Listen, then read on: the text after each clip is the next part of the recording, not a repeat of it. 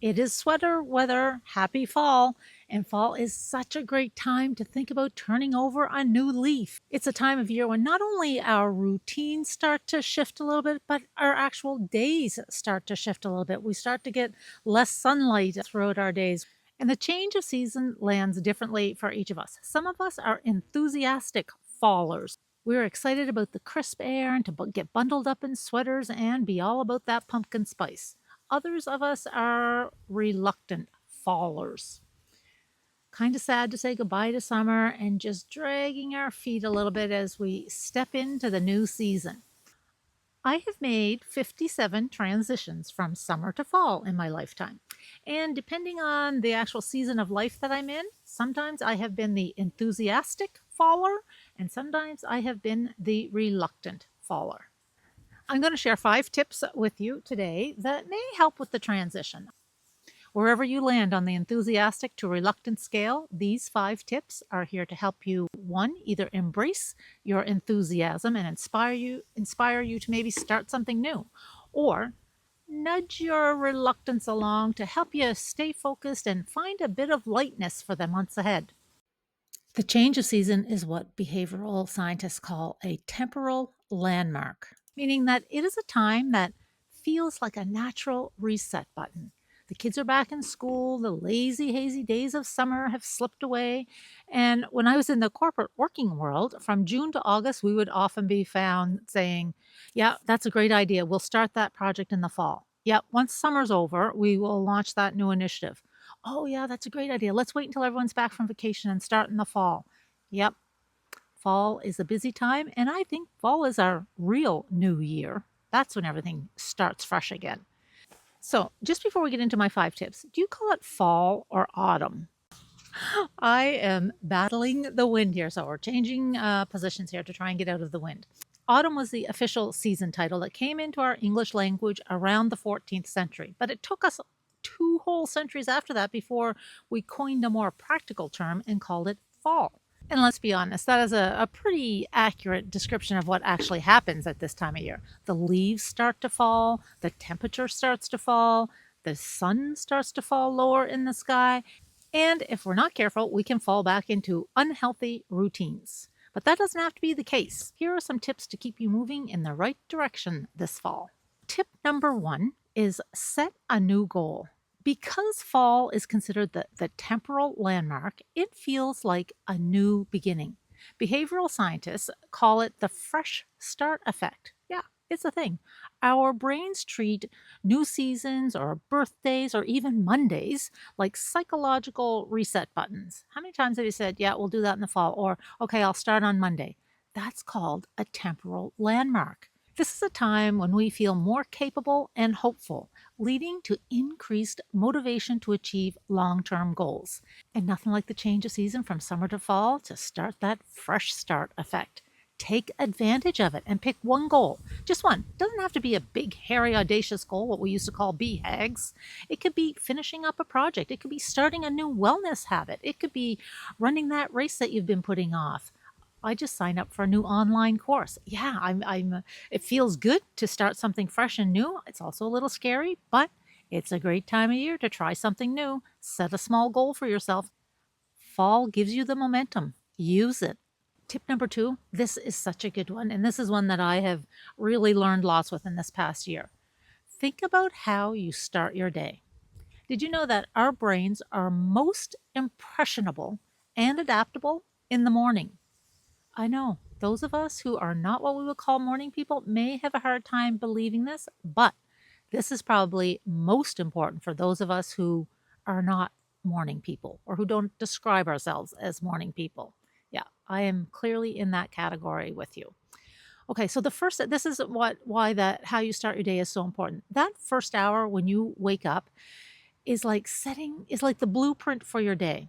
You get a little cortisol, that hormone for alertness, or the stress hormone that we hear so much about. We have a natural spike in cortisol in the first 30 to 45 minutes of waking. And the reason for that is because it's how our bodies are designed to help us become more alert. That first hour, sorry, I'm competing with the Blue Jays in the background. That first hour is when your brain is most flexible, meaning what you feed it matters. It sets a ripple effect for the rest of your day. If you reach out and grab your phone, you're training your brain to be reactive before you even get out of bed and brush your teeth. This little habit of reaching out for your phone before you even wake up or get out of bed causes erratic cortisol spikes and can lead to anxiety before we even start things. So instead, prime your brain at this critical time of day when you first wake up. Take a couple minutes, sit quietly, set an intention for your day, think about your day. I sometimes keep it as simple as, all right, I want to face the day with curiosity. Be curious about everything going on around me, about what people are saying, what's being covered in the media. Don't be so quick to judge. It can be as simple as that. Set an intention for how you want to start the day.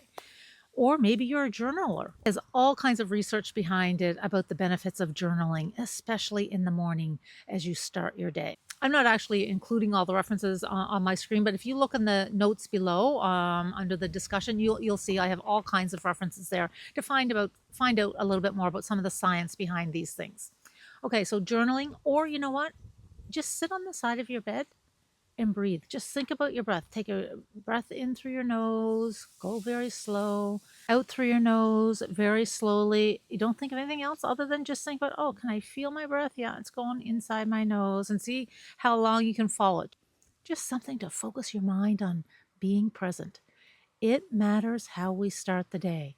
What you do in those first few minutes plants the seed for the rest of your day. Do not underestimate the impact of this, not only on your health and well being, but those of you who have kiddos around, this is a huge behavior modeling opportunity. They're watching, whether they're littles or bigs, even those teenagers who you think don't listen to anything you say and don't really pretend that they don't care what you're doing. Oh, they're watching, and they see how you start your day. Maybe not consciously, but this is all subconsciously wired into us. And so make sure they see you starting your day in the best way possible. Tip number 3, get outside. Light is medicine. Just 10 minutes of natural light in the morning helps regulate your circadian rhythm. It boosts your serotonin and it lifts your mood. You can see a whole other video of mine on my own experience, how I started this and added this to my daily routine. It must be well over a year ago, maybe even 2 years now, and I am still doing it every day. I do miss the odd day, but every morning I try to start my day with getting some natural daylight. And please take the time to take a look at it. This sounds like the simplest thing. Well, and it is the simplest thing, but we underestimate what a huge impact this has on our lives. And this is huge for sleeping. So if you're having tough time sleeping, this is something you need to pay attention to. There's tons of science on this. And if you watch any of Andrew Huberman's podcasts or videos, he has so much information about the importance of morning light. So back to the general tip number 3 about getting outside. Yes, there's the morning light, but get outside at any time. Nature is also medicine. I know this might sound woo-woo. This is based in science, and I'm not sharing anything with you that I haven't read about and done some of the research. And most importantly, I'm not sharing anything with you that I haven't tried myself. And so I have another video again on nature heals, the importance and the benefits that we can get from being outside in nature. So if you're struggling with changing from season to season, even when you do not feel like it, get up, get moving, and get yourself outside. My video above there talks about 8 specific benefits that we get from being outside. Yep. Nature really does heal. And if you add movement to that, like go for a walk, a run, do your yard work, close up your garden for the season, whatever it may be, you can even double the benefits. And fall makes it easy to get outside. It's crisp air, colorful leaves, lots to see, and fewer mosquitoes. Get outside. Number 4, create some harmony between your work and rest. As I said in the beginning, that often we put things off in the fall in the work environment. We put everything off in the summer, say, yeah, we'll get it started. We'll start that in the fall. We'll start that new project in the fall. It is a busy time. We're starting new things. But remember, growth only happens when work and rest are in harmony. And if you are a runner, I do a lot of running videos. And so runners know this very well. A couple weeks ago, I put up a video on doing speed work, about learning how to run faster. And it's all about the work to rest ratio.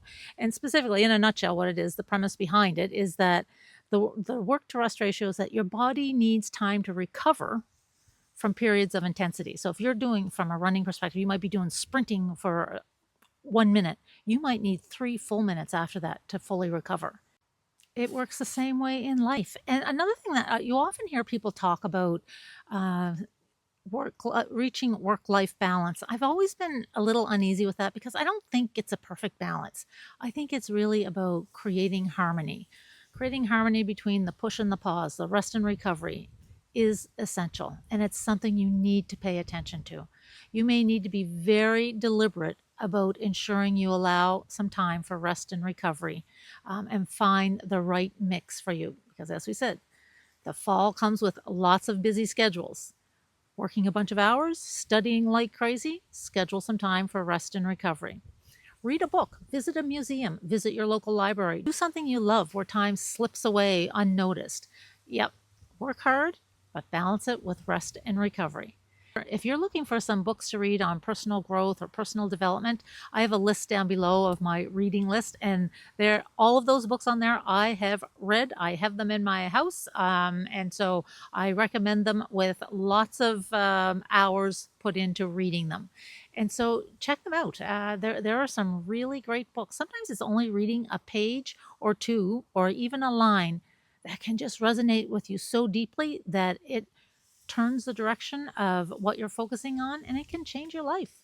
I have several examples of that, of just reading one line or a couple pages in a book that just sent me on a whole other direction I was not expecting. And a perfect example of that is the whole world of nose breathing.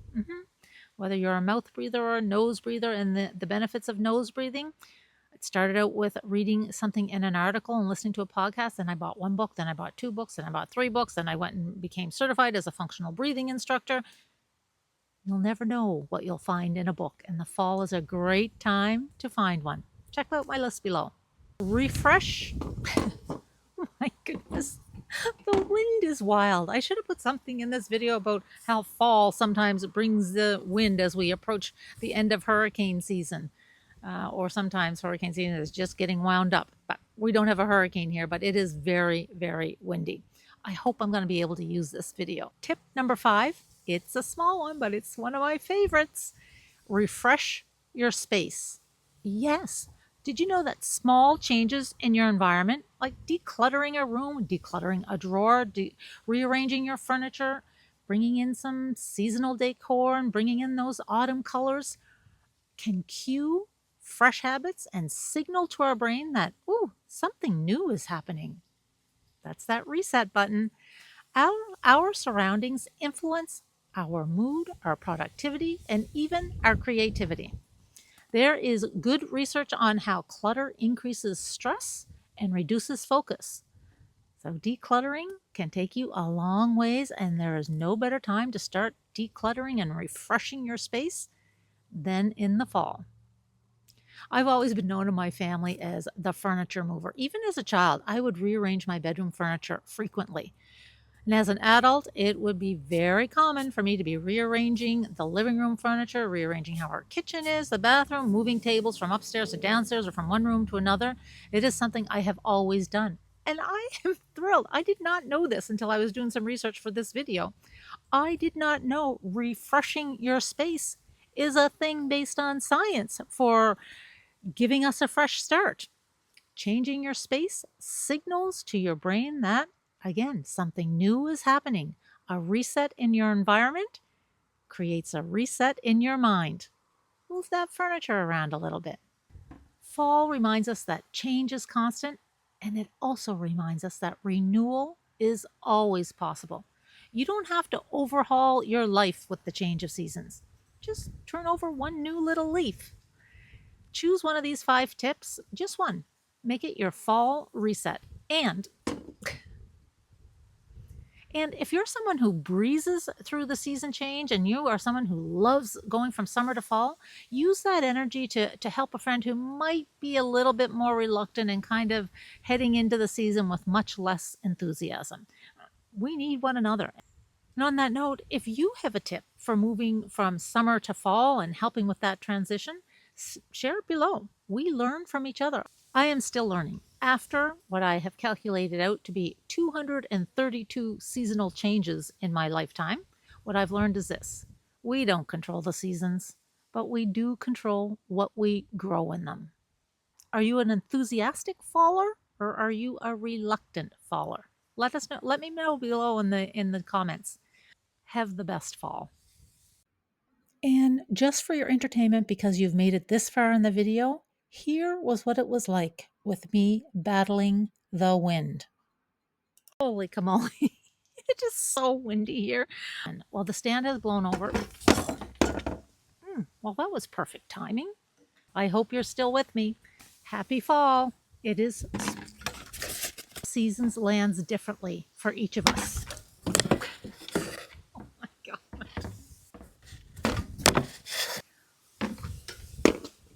16th century or to unhealthy. It doesn't have to be the case. I am bouncing around from location to location here, trying to get out of the wind. My camera has falling over several times, but it's losing its humor quickly. Landmarks mark a time when we starting to scroll causes erratic. Don't stress about your day, just think about your day, how you want to show up. Or if you're not a journaler, it's a great in terms out through your nose. And getting outside starts in the morning. Lifts your mood. For 3 about. So that means that there's not personal. I am Angela, and this is Lead Your Living, your wellness, your work, your leisure. It is fun. Oh! Yep, it was a fun day recording.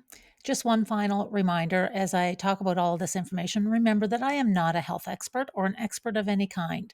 My information that I'm sharing is based only on my own informal learnings and experience. Always please discuss any new initiative with your health provider, your primary care provider, your mental health provider, whatever it may be. I am just sharing my own experiences for education and entertainment.